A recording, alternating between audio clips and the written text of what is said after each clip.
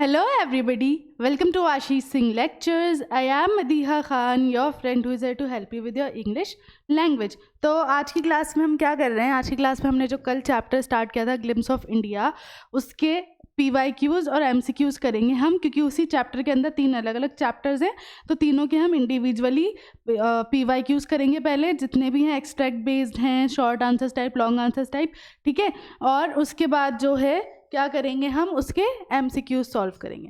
तो आज इसको स्टार्ट करते हैं। सबसे पहले हमारा अ बेकर फ्रॉम गोवा था, ठीक है, हमने पढ़ लिया था। अब इसमें देखो ना, एक्सट्रैक्ट दिया हुआ है आपको, उसके अकॉर्डिंग आपको क्वेश्चंस करने। एक्सट्रैक्ट पढ़ना है पहले। Marriage gifts are meaningless with the sweet bread known as the ball, just as a party और a feast loses its charms without bread. Marriage के गिफ्ट जो हैं वो बिल्कुल व्यर्थ है अगर उसमें स्वीट ब्रेड ना दी जाए। वैसे ही कोई पार्टीज या दावत हो रही है तो वो अपनी चार्म खो देती है अगर उसमें ब्रेड ना हो। Not enough can be said to show how important a baker can be for a village. जितना भी बोला जाए उतना कम है ये बताने के लिए कि कितना ज़्यादा एक बेकर वहाँ पर इम्पॉर्टेंट था। The lady of the house must prepare sandwiches on the occasion of a daughter's engagement. जो घर की लेडी होती थी उन्हें अगर उनकी डॉटर की इंगेजमेंट है तो सैंडविचेस बनाना कंपलसरी था। Cakes and bolinhas are a must for Christmas as well as other festivals. अगर कोई भी त्यौहार है तो केक्स और बोलिनहाज होने ही चाहिए थे। Thus the presence of the baker's furnace in the village is absolutely essential. इसीलिए बेकर की भट्टी जो थी वो काफ़ी ज़्यादा ज़रूरी थी वहाँ के विलेज में, ठीक है। अब इसके बेसिस पे क्वेश्चंस पूछे गए, आपको आंसर करने। When are all the marriage gifts meaningless in Goa, ठीक है। मैरिज गिफ्ट्स कब मीनिंगलेस हैं गोवा में? कब? अगर उसमें स्वीट ब्रेड ना हो, बॉल है ना, तो marriage gifts are meaningless without the sweet bread. चाहो तो आगे लिख सकते हो known as the ball.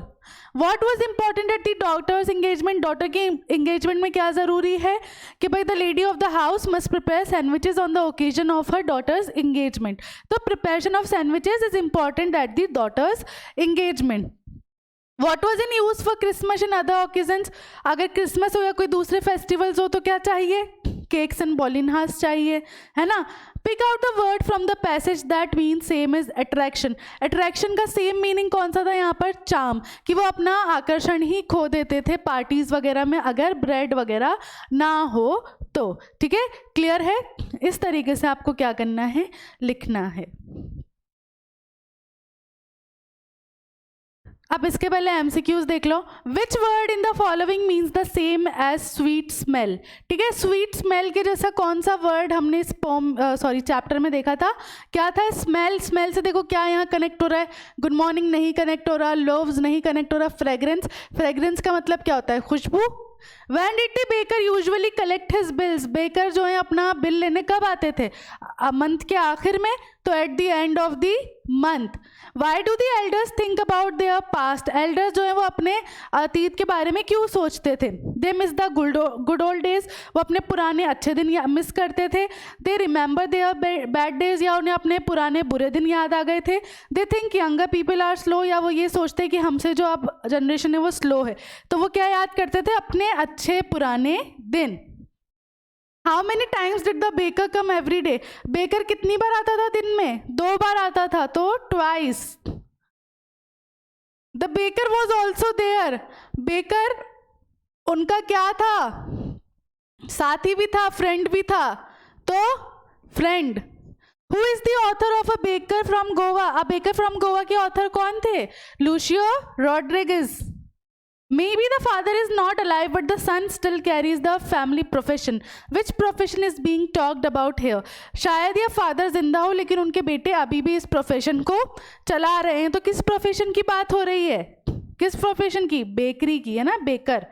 What does the writer mean when he says baking was indeed a profitable profession in the old days?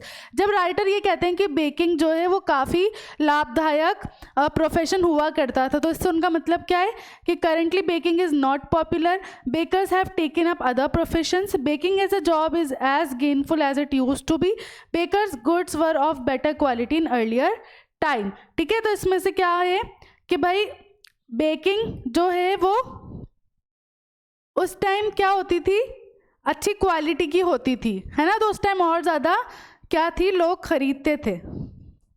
इस तरीके से आपको एमसीक्यूज़ करना है। इतने ही एमसीक्यूज़ इसके आए हैं लास्ट 5 साल के पेपर्स में, ठीक है। अब इसमें देख लो 5 साल के लास्ट पेपर्स में कितने शॉर्ट टाइप आंसर्स आए बेकर फ्रॉम गोवा के और कितने लॉन्ग टाइप आए। तो शॉर्ट टाइप में देखो, why is the baker essential for the Goan people, Goa के लोगों के लिए बेकर इतना ज़रूरी क्यों था। तो most of the celebrations and festival need supply of bread, so the baker's furnace is essential for the Goan people. हमने देखा कि चाहे डॉटर की इंगेजमेंट हो तो ब्रेड की ज़रूरत है, क्रिसमस हो तो केक्स और बॉलिनहास चाहिए, है ना, कोई पार्टीज़ वगैरह हो तो स्वीट ब्रेड चाहिए, गिफ्ट्स हो तो स्वीट ब्रेड देनी है, बोल देनी है।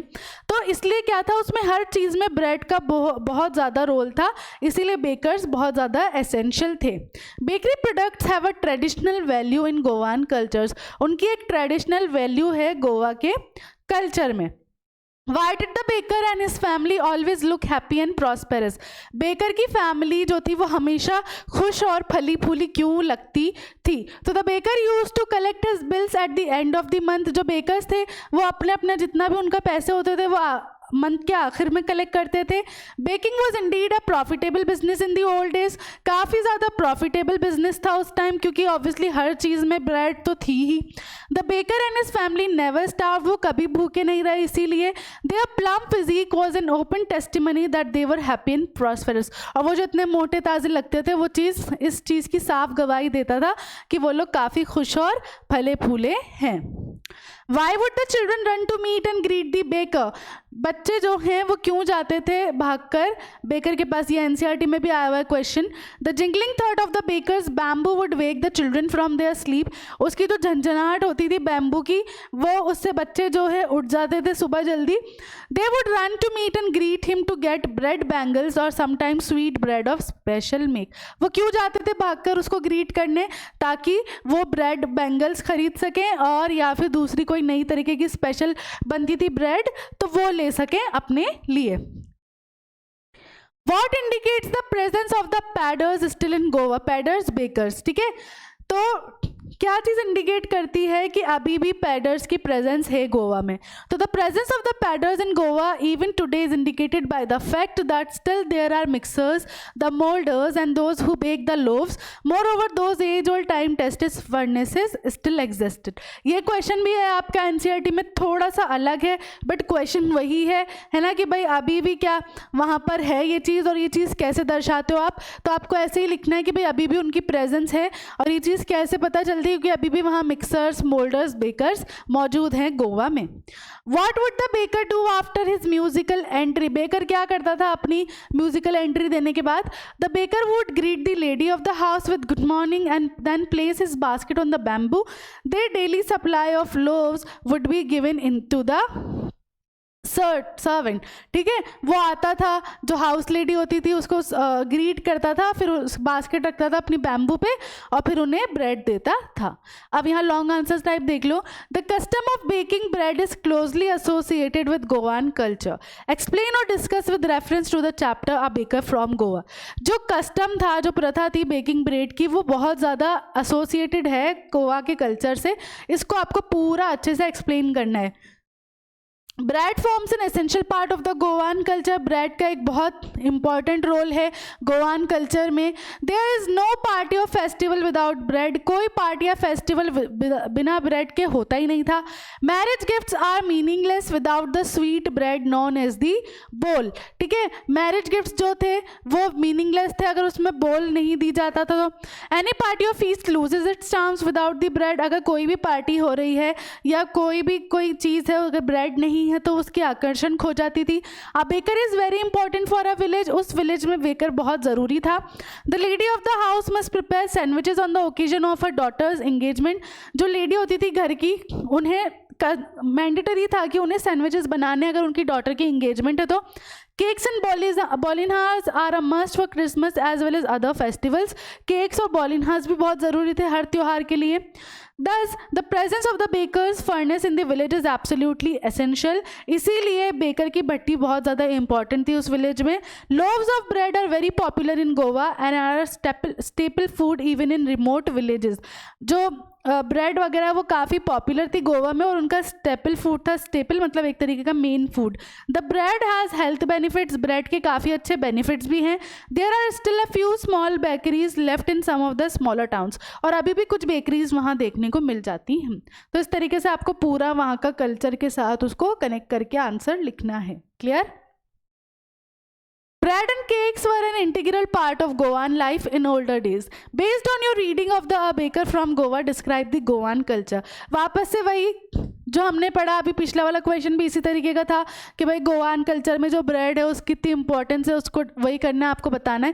या फिर क्वेश्चन ऐसे आ सकता है कि भाई describe the memories that the author recollects about good old Portuguese days and their loaves of bread. जो ऑथर थे वो किस तरीके से याद कर रहे थे चीज़ों को, पुराने पोर्टुगीज डेज को और ब्रेड्स को, वो आपको लिखना है. तो Goa in west India called golden Goa by the Portuguese has an important Portuguese colony in Asia. ठीक है, गोवा इन वेस्ट इंडिया को क्या बोला जाता है? गोल्डन गोवा. ठीक है, जो बहुत इंपॉर्टेंट पोर्टुगीज कॉलोनी है एशिया की. The Portuguese were driven by their desire to spread their faith to the local population. Thus the culture of Goa is deeply influenced by Portuguese culture. जो पोर्टुगीज लोग थे उनको काफ़ी मतलब था कि हमारा कल्चर हो हर जगह, है ना, काफ़ी उसके लिए वो इम्पोर्टेंट सीरियस थे, इसीलिए गोवा में ये कल्चर देखा जाता है. Modern day Goa, state of India, is a quaint blend of tradition, religion and modernity. Hindu temples are as much as a part of Goa as are Christian monuments. ठीक है, अब गोवा का जो अभी जो मॉडर्न गोवा है, अभी जो गोवा है उसमें क्या है, उसमें ट्रेडिशन भी है और साथ में मॉडर्निटी भी है, मतलब मॉडर्न डेवलपमेंट भी है. ठीक है, वहाँ पर अगर टेम्पल्स हैं तो वहाँ क्रिश्चियन मॉन्यूमेंट्स भी हैं, चर्च वगैरह भी हैं. The culture of Goa today is a synthesis of Portuguese and Indian culture. तो अभी का जो कल्चर है गोवा का वो पोर्टुगीज और इंडियन कल्चर का मिक्सचर है. It is one of the most attractive culture in India. A Goan is said to be born with music in his blood and music literally accompanies him from the cradle to the grave. Musical traditions run in generations. अगर आप एक गोवान हो, मतलब गोवा में आप पैदा हुए हो, तो आपके अंदर म्यूज़िक भरा पड़ा होगा, क्योंकि ये है वहाँ हर जो भी मतलब उसमें म्यूज़िक होता ही है. जो जन्मा है और वो अपनी कब्र तक भी जाएगा तो म्यूज़िक साथ लेकर जाएगा. इसीलिए गोवा में हमें बहुत सारे म्यूज़िक फेस्टिवल्स भी देखने को मिलते हैं. तो बेसिकली आपको यहाँ का क्या करना है कि गोवा के बारे में बताना है और गोवान कल्चर के बारे में बात करनी है. क्लियर हो गया? ईजी सा आंसर है, ज़्यादा टिपिकल नहीं है. चलो, इतने ही आए हुए हैं 5 साल के पेपर में क्वेश्चन एंड आंसर्स. अब इतने ही ग्लिम्स ऑफ इंडिया में जो कूर्ग वाला चैप्टर है उसके देख लेते हैं कितने आए हुए हैं. तो इसका भी एक एक्सट्रैक्ट बेस है कि भाई midway between Mysore and the coastal town of Mangalore sits a piece of heaven that must have drifted from the kingdom of God. This land of rolling hills is inhabited by a proud race of martial man, beautiful women and wild creators. ठीक है, Midway between Mysore और coastal town of Mangalore, उसके बीच में एक जन्नत जैसी जगह है जो शायद गॉड के किंगडम से दूर हो गई थी और यहाँ बस गई है, जिसमें क्या है, मार्शल मैन जो वॉरियर टाइप होते हैं, वो प्यारी खूबसूरत वुमेन है और अलग अलग तरीके के एनिमल्स हैं. तो इसके हिसाब से क्वेश्चन है, where is Coorg located? Coorg कहाँ पर है? तो Coorg is situated between Mysore and the coastal town of Mangalore in Karnataka. Simple सा आंसर लिख देना है. Why is Coorg compare to heaven? Coorg को जन्नत से क्यों कंपेयर किया गया? क्योंकि Coorg is compare to heaven because of its natural beauty, क्योंकि वहाँ बहुत प्यारी नेचुरल ब्यूटी और सीनरीज हैं. What does the author mean by drifting from the kingdom of God? Author का ये कहना क्यों है, मतलब इससे क्या मतलब है कि ये जो जगह है ये शायद अलग हो गई किंगडम ऑफ गॉड से. तो the author means that Coorg has God separated from heaven, है ना, थोड़ा अलग जन्नत जैसी जगह है लेकिन शायद किसी वजह से अलग होकर यहाँ ज़मीन पर आ गई है, इसलिए इसको ऐसे बोला गया है. Pick out the word from the passage that means the same as separated, है ना. सेपरेटेड वाला कौन सा इसमें सेम मीनिंग का वर्ड है? तो ड्रिफ्टेड ही है. ड्रिफ्टेड का मतलब क्या हुआ? अलग होना. तो वही आपको लिखना है. इस तरीके का एक्सट्रैक्ट बेस आ जाएगा. इसके एमसीक्यूज देख लो. What covers 30% of the district of Kodagu? क्या चीज़ है जो 30% कवर करती है इस डिस्ट्रिक्ट को पूरा? क्या पढ़ा था हमने जब कल एनसीईआरटी वाले क्वेश्चंस देखे थे? क्या देखे थे? Forest.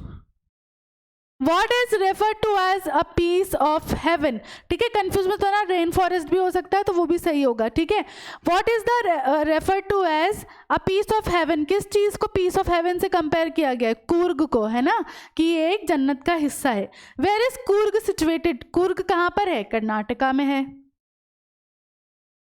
The climb to the hills brings you in a panoramic view of entire misty landscape of Coorg at ठीक है। कहाँ पर आपको ये व्यू देखने को मिलता है, पूरा पेनोरामिक व्यू जहाँ पे फॉग है पूरा, है ना, ऐसा व्यू कहाँ जाने पे देखने को मिलता है? ऑब्वियसली हिल्स की बात है तो कहाँ, Brahmagiri hills. The first chief of the Indian army is from, जो पहले चीफ थे इंडियन आर्मी के वो कहाँ से थे? कूर्ग से ही थे। Coorg is a dash country, Coorg क्या है? एक कॉफ़ी कंट्री है, यहाँ पे कॉफ़ी बनती है, प्लांटेशंस कॉफ़ी के ज़्यादा होते हैं। तो इस तरीके से आपको एमसीक्यूज आएंगे इजी, उसको आंसर करना है। अब इसकी शॉर्ट आंसर्स टाइप देख लो। Where is Coorg situated? देखो ये क्वेश्चन आपका एनसीईआरटी में भी, और ये क्वेश्चन मुझसे लिख के ले लो। अगर कूर्ग का कोई क्वेश्चन आएगा तो ये डेफिनेटली आएगा कि वो कहाँ पर है, तो आपको पता होना चाहिए कि Coorg is situated between Mysore and the coastal town of Mangalore in Karnataka state, ठीक है। कूर्ग इज फेमस, ये यहाँ पर ही है, ठीक है, ये इतना ही है तुम्हारा आंसर। ये यहाँ पे गलती से मुझे पेस्ट हो गया यहाँ से ना। What is Coorg famous for? तो कूर्ग किसके लिए फेमस है? Coorg is famous for water sports, rock climbing, mountain biking and trekking. It is situated between Mysore and the coastal town of Mangalore in Karnataka state. Which story shows that Coorgis are of Greek descent? देखो आपका question यहाँ तो ये आ सकता है कि क्या story थी जो ये बोलती है कि कूर्गीज जो हैं वो ग्रीक से हैं, है ना, या फिर क्वेश्चन इस तरीके से आ सकता है कि भाई वो ग्रीक डेसेंट वाली स्टोरी क्या है। दोनों के आंसर में आपको वो स्टोरी बतानी है। क्या story narrates that a part of Alexander's army moved south along the coast and settled at Coorg, ठीक है। तो एक स्टोरी ऐसी है कि अलेक्जेंडर आर्मी का एक हिस्सा जो था उसका वो साउथ की तरफ निकल गया था और कोस्ट पे आ गया था और वहीं पर बस गए थे वो, क्योंकि वापस आना मुश्किल हो गया था। These people married the locals and became inhabitants of this place. उन्होंने वहीं लोकल लड़कियों से शादी की और ये वहीं के निवासी बन गए, ठीक है। When can one visit Coorg? Coorg आप कब जा सकते हो? तो Coorg can be visited between September and March. It is the season of happiness. During these months, one can enjoy different water sports like rafting, canoeing, rappelling, rock climbing, etc. तो सितंबर से मार्च के बीच आप जा सकते हो। इस टाइम काफ़ी अच्छा मौसम रहता है। इस टाइम आप जाके राफ्टिंग कर सकते हो, बोटिंग कर सकते हो, रॉक क्लाइंबिंग वगैरह कर सकते हो। How can one reach Coorg? Coorg आप कैसे जा सकते हो? तो one can reach Coorg either by road, air और रेल, तीनों तरीके से जा सकते हो। अपनी गाड़ी से जा सकते हो, प्लेन से जा सकते हो, ट्रेन से जा सकते हो। There are 2 routes from Bangalore, 2 routes हैं। एक तो कौन सा है? मैसूर का है, जो मतलब ज़्यादा लोग जाते हैं जिस रूट से। अदर रूट इज नीलमंगलम, कुरिगल एंड चंद्रायनपटना, ठीक है। ये दोनों रूट है और जिसमें से कॉमन रूट कौन सा है? मैसूर वाला। इस तरीके से आंसर करने, इसके लॉन्ग आंसर देख लो आप। Write a brief description of Coorg with special reference to its beauty, people, main crops, tourist seasons and speciality of the army. आपको मतलब पूरा का पूरा डिस्क्रिप्शन देना है कूर्ग के बारे में, उसकी नेचुरल ब्यूटी भी बतानी है, टूरिस्ट के लिए वहाँ पे क्या क्या चीज़ें हैं वो बतानी है, और आर्मी वाला जो था ना फैक्ट कि भाई चीफ वहाँ के पहले जो थे वो कूर्गी थे, वो सारी चीज़ें आपको बतानी है। या फिर क्वेश्चन ऐसे आ सकता है कि why does the author in Coorg say that the visitor search for the heart and soul of India would be found in Coorg. या फिर क्वेश्चन ऐसे आ सकता है कि ऑथर ये बात क्यों बोलते हैं कि अगर किसी को इंडिया का दिल और आत्मा देखनी है तो वो कूर्ग जाए, है ना। ये सीबीएसई क्वेश्चन बैंक का भी क्वेश्चन है। तो इसका मतलब आपको बेसिकली क्या करना है? कूर्ग का पूरा अच्छा सा डिस्क्रिप्शन देना है यहाँ पर। तो Coorg is a small district of Karnataka state of India, ठीक है। कूर्ग क्या है? कर्नाटका स्टेट का एक छोटा सा डिस्ट्रिक्ट है, ज़िला है। This is a land of rolling hills inhabited by a proud race of martial man, beautiful women and wild creatures. ये एक ऐसी खूबसूरती जगह है जहाँ पर वॉरियर्स रहे हैं, है ना, खूबसूरत औरतें हैं यहाँ पर और अलग अलग तरीके के जानवर हैं। It is famous for its coffee estates, evergreen rain forest and spices. ये किस चीज़ के लिए फेमस है? अपने कॉफ़ी के लिए, है ना, वहाँ पे जो एवरग्रीन रेन फॉरेस्ट हैं उनके लिए और मसालों के लिए। It's 30% area is covered with the evergreen rain forest, ठीक है। इसका 30% हिस्सा जो है वो पूरा रेन फॉरेस्ट से कवर्ड है। The people of Coorg are independent and brave. वहाँ के जो लोग हैं वो इंडिपेंडेंट है और काफ़ी ज़्यादा कैसे हैं? बहादुर हैं। The Corgi homes have a tradition of hospitality. The Corgi regiment is one of the most decorated one in the Indian Army. जो कोर्गी लोग हैं वो काफ़ी मतलब आपका अच्छे से आदर सत्कार करेंगे अगर आप उनके पास जाओगे तो, है ना, हॉस्पिटलिटी करेंगे। और सबसे अच्छा जो है इनका रेजिमेंट वहाँ इंडियन आर्मी में सजा हुआ है, क्योंकि the first chief of the Indian army general Cariappa was a corgi. क्योंकि जो पहले चीफ थे इंडियन आर्मी के, उनका नाम क्या था? जनरल करियप्पा। ये भी याद रख लेना, क्वेश्चन आ सकता है। वो कोर्गी थे। This place offers a variety of natural scenes which are liked by the tourist. यहाँ पे बहुत प्यारी प्यारी सीनरीज देखने को मिलती हैं। The mountains offer various adventure games like river rafting, canoeing, grappling, rock climbing and mountain biking. यहाँ पे मतलब अलग अलग तरीके के आप एडवेंचर्स कर सकते हो, जैसे कि rafting, canoeing, grappling, rock climbing, mountain biking. The best season to visit this place is from September to March. यहाँ पे जाने का सबसे अच्छा समय कौन सा है? सितंबर से मार्च के बीच का। ठीक है, इस तरीके से आपको पूरा डिस्क्रिप्शन देना है। ठीक है, इसका एक ही क्वेश्चन आया हुआ है, वो भी जिसमें सब कुछ आ गया है ना। अब लास्ट था हमारा T from Assam. T from Assam का भी एक एक्सट्रैक्ट बेस है। चाय गरम गरम चाय, a vendor cold out in a high pitch voice. ठीक है, एक मतलब चाय का विक्रेता जैसे आवाज़ देते ना, चाय गरम, चाय ले लो, वैसे आवाज़ दे रहा था। He came up to their window and asked, chai sahib. ठीक है, वो जो है उनकी विंडो के पास आता है और पूछता है चाय लेंगे आप? Give us 2 cups, Pranjol said. Pranjol बोलता है हाँ 2 कप दे दो। This sip the steaming hot liquid, वो गरम गरम चाय चुस्की लेकर पीते हैं। Almost everyone in their compartment was drinking too, उनकी बोगी में सब चाय पी रहे थे। Do you know that over 80 crore cups of tea are drunk every day throughout the world, Rajvir said. Rajvir जो है वो बोलता है कि तुम्हें पता है कि 80 करोड़ कप रोज चाय के पूरी दुनिया में पिए जाते हैं। इस तरीके का आपका एक एक्सट्रैक्ट आ गया, उसके बेसिस पे देखो। Who was speaking in a high pitched voice and why, कौन तेज आवाज में बोल रहा था और क्या? तो एक वेंडर था जो चाय बेच रहा था, तो a vendor was speaking in a high pitched voice for चाय गरम। What did प्रांजोल आज द टी वेंडर? ठीक है, प्रांजोल जो है वो क्या बोलता है टी वेंडर से? प्रांजोल आज the tea vendor to give 2 cups of tea, वो उसको बोलता है कि 2 कप चाय दे दो। What did Rajvir tell Pranjol? Rajvir Pranjol को क्या बताता है? Rajvir told Pranjol that over 80 crore cups of tea are drunk every day throughout the world. वो उसे बताता है कि भाई रोज़ जो है पूरी दुनिया में 80 करोड़ कप जितनी चाय पी ली जाती है। Pick out the word from the passage that means the same as drank. ठीक है, ड्रैंक का मतलब क्या हुआ? पीना, और उसका जैसा मतलब क्या निकला था यहाँ पे? सिप्ड, है ना, चुस्की लेकर पीना, तो वही वाला। अब इसके पहले एमसीक्यूज देखो। How many T plants Guru out of the eyelids? ठीक है, आपको ये बताना है कि कितने टी प्लांट्स जो हैं वो ग्रो करते हैं आईलिड्स में से। तो कितने करते हैं? एक आईलिड में से कितने? 10 टी प्लांट्स करते हैं। ठीक है, याद रखना। Y was Rajveer excited? Rajveer इतना उत्सुक क्यों था? Because he had spotted a coffee garden. क्या उसने कोई कॉफ़ी गार्डन देखा था, टी गार्डन देखा था, या गेहूं का गार्डन देखा था? तो वो एक्साइटेड क्यों था? क्योंकि उसने टी गार्डन देखे थे बाहर ट्रेन से। Which plantation is popular there? Obviously tea from Assam की बात है तो ईजी सा है कि टी प्लांटेशन पॉपुलर है। Where did Rajvir and Pranjol study? Rajvir और प्रांजोल जो है वो कहाँ पढ़ते थे? कहाँ पढ़ते थे? Delhi. What is the duration of the second flush और स्प्राउटिंग पीरियड? ठीक है, क्या ड्यूरेशन था? सेकंड मतलब जो कहते हैं ना कि मतलब एक बार हो गई फसल फिर दूसरी वाली होती है, उसका टाइम क्या था वो बताना है। तो क्या होगा? वो क्या बताया था चैप्टर में? मई और जुलाई। ठीक है, मई टू जुलाई वाला जो होता है वो सेकंड फ्लश या स्प्राउटिंग पीरियड होता है सेकंड। ठीक है, इसके इतने ही आए हुए हैं एमसीक्यूज। ठीक है, अब यहाँ पे इसके क्वेश्चन आंसर देख लो। Which Chinese story did Rajvir tell about the discovery of tea? यहाँ पे 2 तरीके से क्वेश्चन आ सकता है, या तो कि कौन सी स्टोरी राजवीर ने बताई जो चाइनीज़ वाली, या फिर सिंपल आ सकता है कि कौन सी चाइनीज़ लेजेंड है ना, कहानी है टी के बारे में। तो दोनों का आंसर आपको यही लिखना है कि there was a Chinese story about tea it was said that there was a Chinese emperor, एक चाइनीज सम्राट था। He always drank boiled water, वो हमेशा उबला हुआ पानी पीता था। Once was boiling the water, some leaves of the burning twigs fell into the pot. अब जब वो एक बार पानी गर्म कर रहा था तो जो नीचे आग जल रही थी लकड़ियों में, ऐसी कोई लकड़ियाँ होंगी, चाय वाय की होंगी टहनियाँ, उसमें से कुछ पत्तियाँ चाय के पॉट में गिर गई। The boiled water gave a delicious flavour, उससे काफ़ी अच्छा फ्लेवर आया। और वो लीव्स किसकी थी? टी की लीव्स थी। Narrate the story of a Buddhist monk behind the discovery of T.